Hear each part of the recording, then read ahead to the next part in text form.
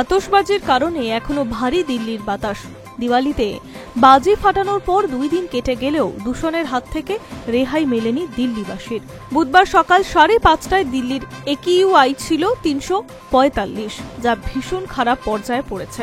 এর মধ্যে দিল্লির কোনো অঞ্চলের পরিস্থিতি আরও খারাপ।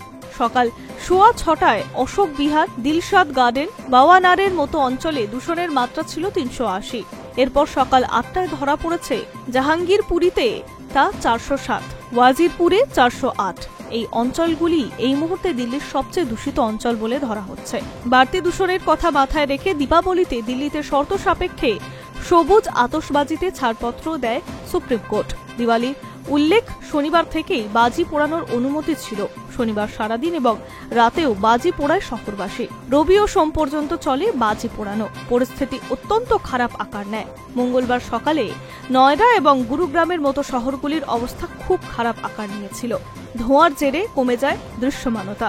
মঙ্গলবার সকাল 7টায় এই 2 শহরের AQI ছিল যথাক্রমে 407 এবং 402। উল্লেখ্য, রাজধানীর বাতাসের গুণমান খুবই খারাপ হতেই GRAP 2 চালু করেছে commission for air quality management.